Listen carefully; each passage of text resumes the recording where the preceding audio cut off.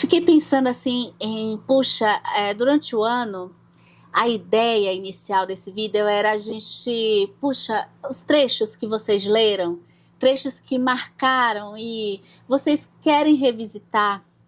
O que vocês acham?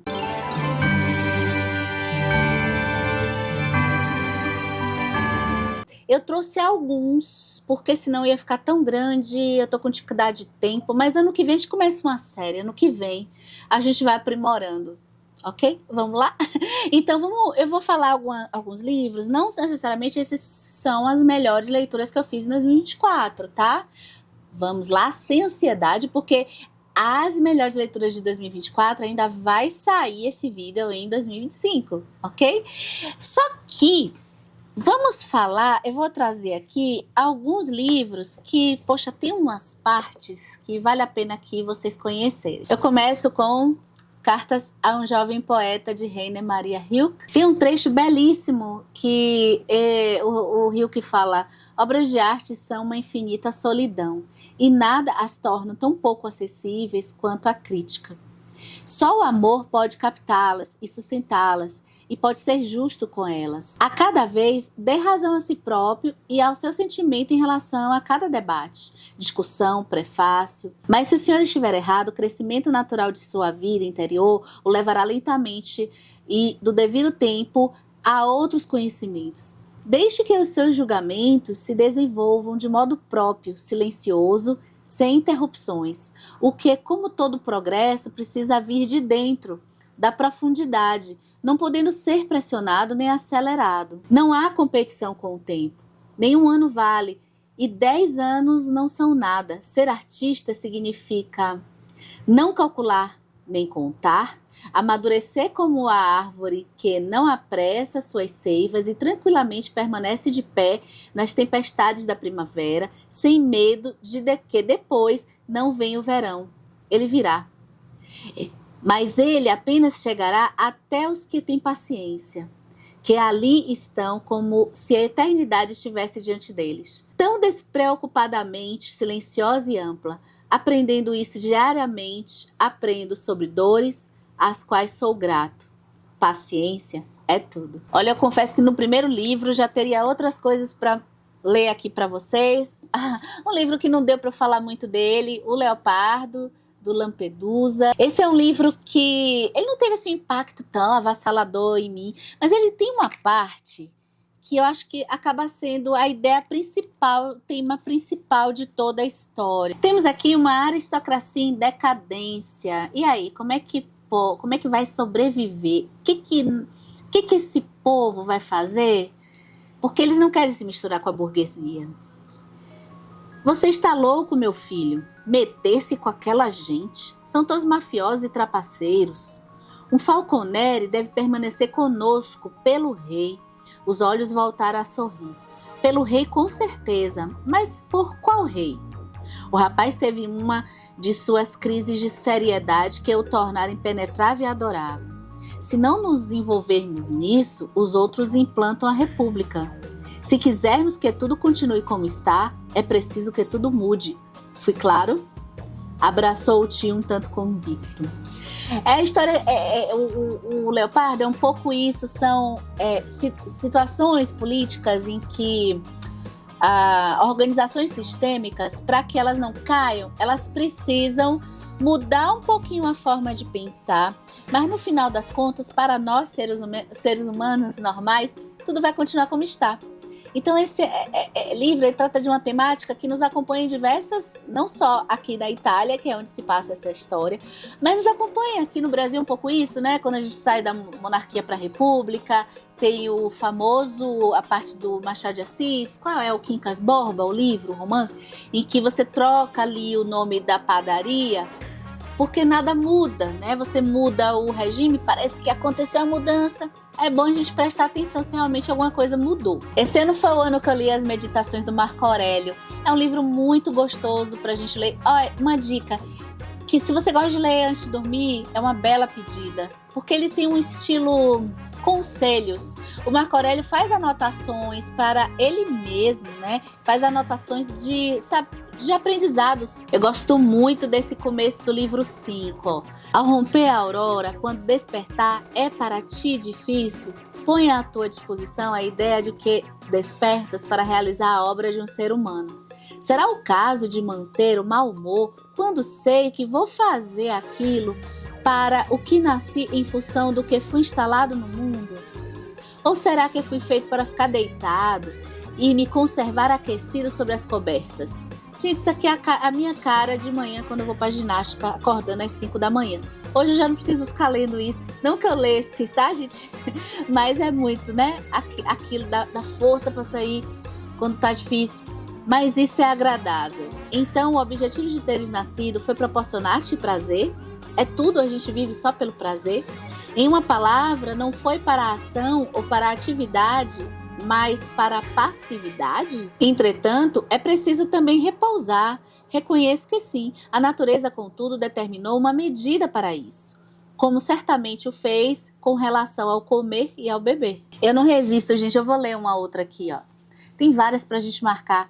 Ó, se tu mesmo não consegues, com o teu esforço, realizar algo, não pense ser isso impossível para o ser humano. Se, entretanto, algo é possível ao ser humano e lhe é próprio, pensa que isso a ti também é acessível. Uma surpresa nesse ano. Que descoberta, Ana Sui. A gente mira no amor e acerta na solidão. O livro que eu ouvi e depois eu fui aqui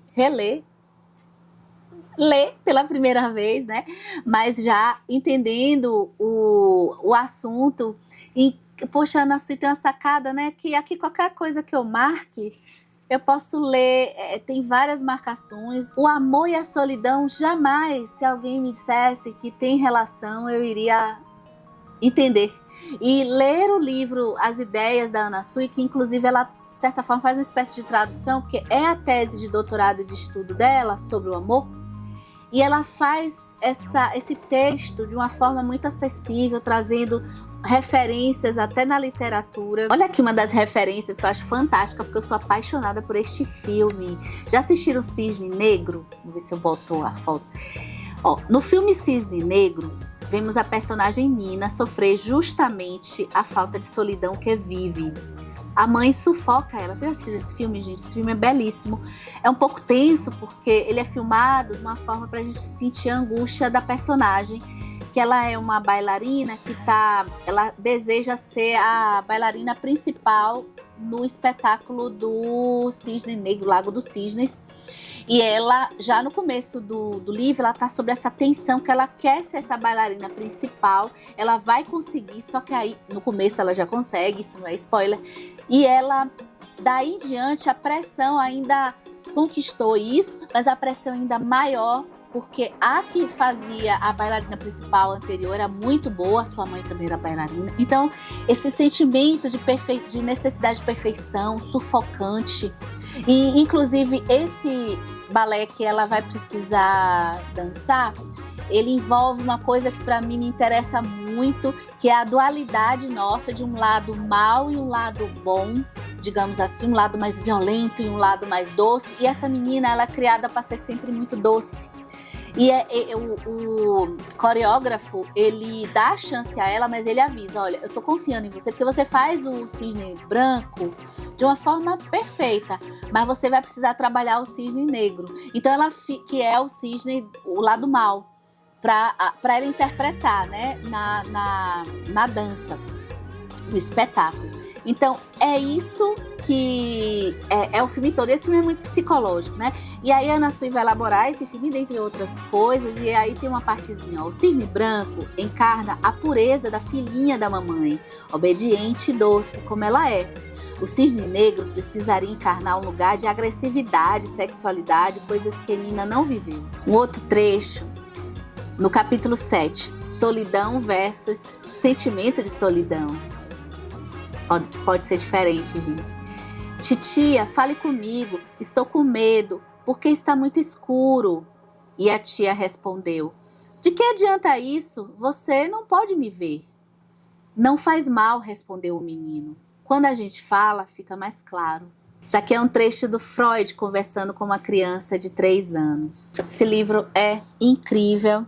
Vamos para Coraline de Neil Gaiman, outra história que eu ouvi e aí eu tive que ler. A outra mãe girou a maçaneta e abriu a porta com um empurrão, revelando o corredor logo atrás, escuro e vazio. Viu? Disse ela, acenando com as mãos. A expressão de prazer em seu rosto foi uma visão desagradável. Você errou. Você sabe onde seus pais estão, não é? Eles não estão lá.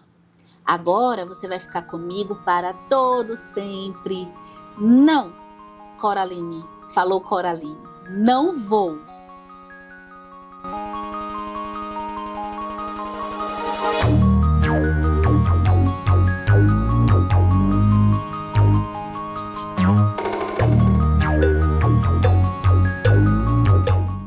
Vamos de A Arte de Ler, de Michelle Petit. Tem tanta coisa que eu faço, gente? A ideia de que a leitura pode contribuir para o bem-estar é sem dúvida tão antiga quanto a crença de que pode ser perigosa e nefasta. Seus poderes reparadores, em particular, foram notados ao longo dos séculos. O estudo foi para mim o remédio soberano contra os desgostos da vida, não tendo existido jamais uma dor que uma hora de leitura não afastasse de mim. Mais do que a decodificação dos textos, mais do que a exegese erudita, o essencial da leitura era, ao que parecia, esse trabalho de pensar, de devaneio. Esses momentos em que se levantam os olhos do livro, onde se esboça uma poética discreta, onde surgem associações inesperadas. Comparando livros. Sociedade Paliativa, Byung-Chul Han. No começo do livro dele, ele já bota uma frase do Walter Benjamin. A dor apenas entre todos os sentimentos corporais é, para o ser humano, um fluxo navegável, com águas que nunca se esgotam e que o conduz ao mar. O prazer se mostra presente em todo lugar onde o ser humano aspira ao seu efeito como um beco sem saída. Dize tua relação com a dor e te direi quem és. Esse ditado de Ernest Junger pode ser extrapolado para a sociedade como um todo. A nossa relação com a dor mostra em que sociedade vivemos. Dores são cifras. Elas contêm a chave para o entendimento de toda a sociedade. Assim, cada crítica da sociedade tem de levar a cabo uma hermenêutica da dor. Caso se deixe a dor apenas a cargo da medicina, deixamos escapar seu caráter de signo. Hoje impera todo lugar a algofobia, uma angústia generalizada diante da dor. Também a tolerância à dor diminui rapidamente. A algofobia tem por consequência uma anestesia permanente. Toda condição dolorosa é evitada. Tornam-se suspeitas, entre mentes, também as dores do amor. A algofobia se prolonga no social. Conflitos e controvérsias que poderiam levar a confrontações dolorosas têm cada vez menos espaço. Esse ano eu passei por isso aqui, a paixão segundo GH. Estudamos junto com o clube do INEF. Vocês aqui no canal, né? Já sabem que eu entrei nesse grupo de estudo do INEF e amei. Ano que vem, tudo indica que eu vou estar de novo. Mas por que eu? Mas por que não eu? Se tivesse sido eu não saberia. E tendo sido eu soube. Apenas isso. O que é que me havia chamado? A loucura ou a realidade? A vida se vingava de mim, e a vingança consistia apenas em voltar, nada mais. Todo caso de loucura é que alguma coisa voltou. Os possessos, eles não são possuídos pelo que vem, mas pelo que volta. Às vezes, a vida volta. Um dos primeiros livros que eu terminei em 2024, Padre Sérgio, do Tolstói. O trecho que eu queria falar, eu acho que pode estragar a leitura de algumas pessoas, mas vamos essa partezinha aqui. A vitória contra os pecados da luxúria, da cobiça, da lascívia. O Starretz advertia-o sobre esses pecados em particular, mas o Kassatsin regozijava-se por estar livre deles. A única coisa que o atormentava era a lembrança da noiva. Não só a lembrança, mas a imagem viva daquilo que poderia ter sido a sua vida. Involuntariamente apresentava-se a figura dela, favorita do imperador, que mais tarde se casou e se tornou adorável esposa e mãe de família. O marido tinha um cargo importante, poder, honra, e uma esposa boa e penitente. Nessas horas, a salvação era a obediência, o trabalho e o dia todo ocupado com orações. A fé religiosa. Enclausurado de Ian McEwan, o livro que é narrado por um feto. Deus disse que seja feita a dor, e depois se fez a poesia. Sendo assim, qual a utilidade de uma dor de cabeça, de um pesar no coração? De que estou sendo alertado? O que me é dito para fazer? Não deixe seu tio incestuoso e sua mãe envenenarem seu pai. Não passe seus dias na indolência, de cabeça para baixo. Nasça, haja.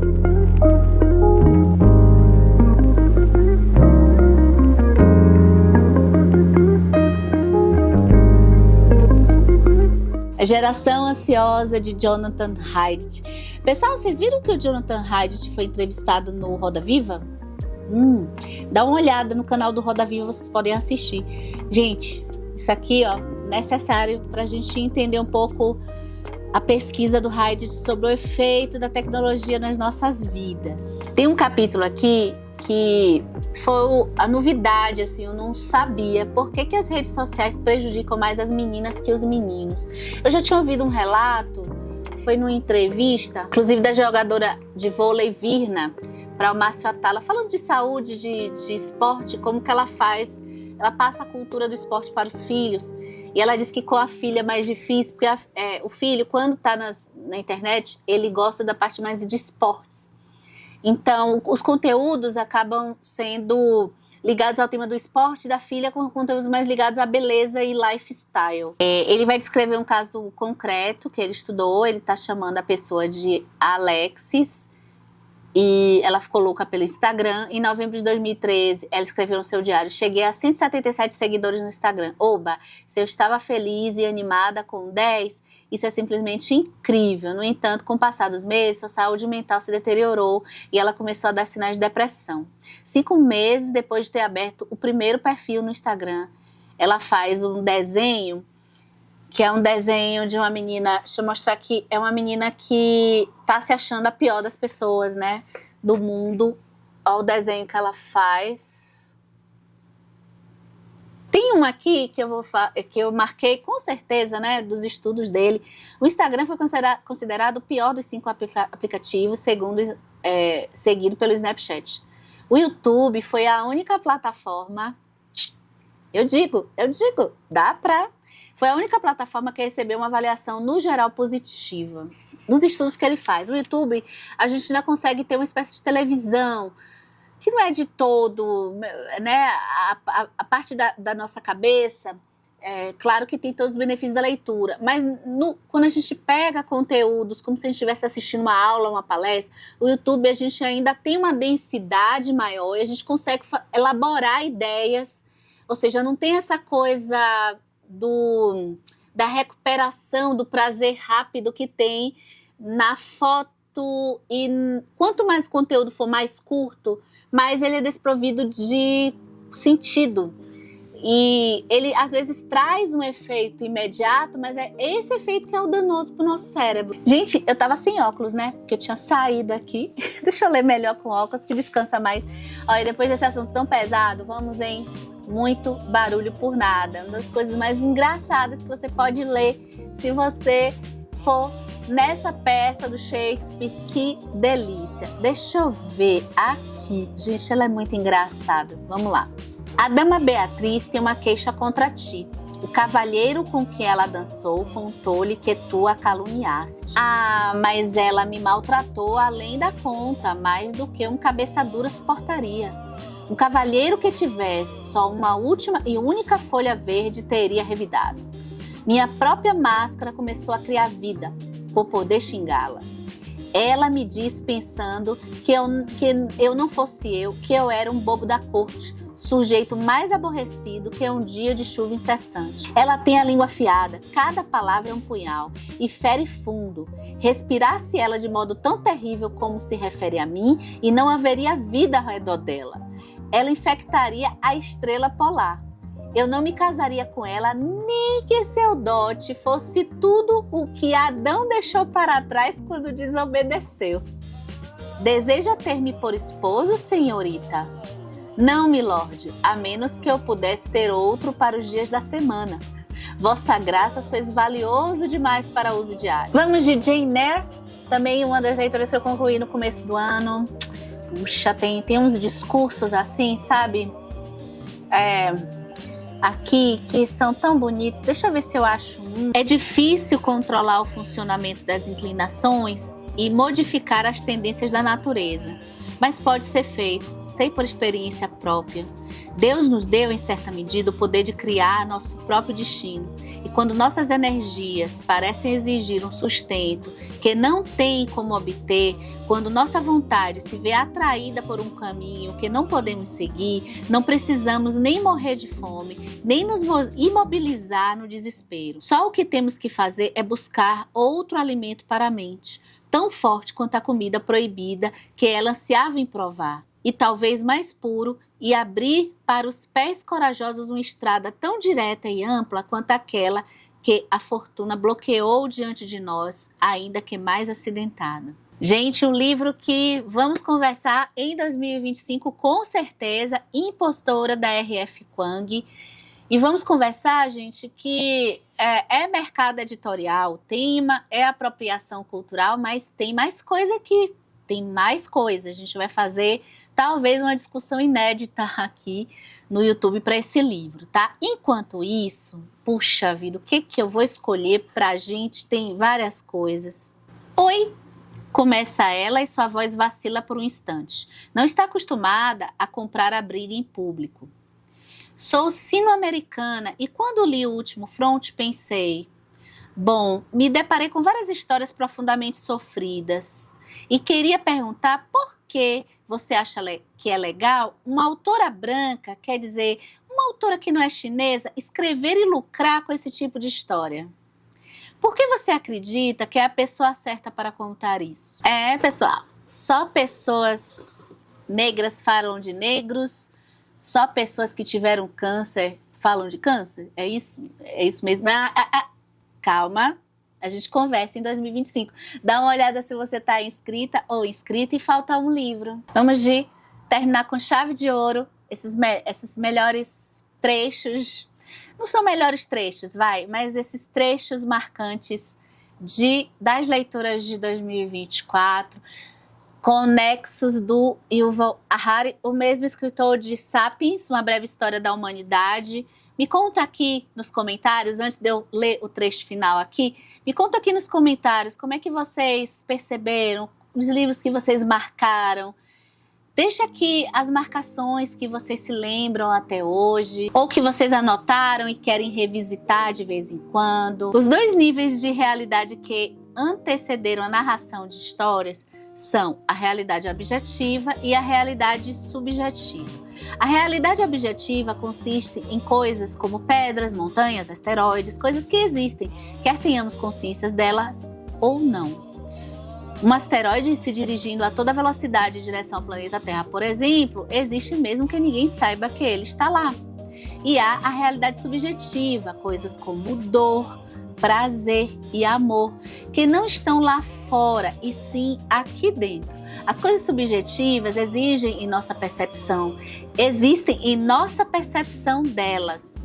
Uma dor que não se sente é um oxímoro, mas algumas histórias são capazes de criar um terceiro nível de realidade, a realidade intersubjetiva. Enquanto coisas subjetivas como dor existem numa única mente, coisas intersubjetivas como leis, deuses, nações, empresas, moedas, existem no nexo entre um grande número de mentes. Sendo mais exato, elas existem nas histórias que as pessoas contam umas para as outras. A informação que os seres humanos trocam sobre coisas intersubjetivas não representa nada porque já existisse antes da troca de informação. Pelo contrário, é a troca de informação que cria essas coisas. Acho que a gente termina então esse especial de fim de ano. Que coisa, hein, gente? 2 vídeos por semana. Eu espero que vocês estejam gostando. Estamos no finalzinho de 2024. E 2025 a gente continua com essa nossa reflexão sobre pensamentos e sobre livros, que é o que a gente se propõe aqui no canal Comparando Livros.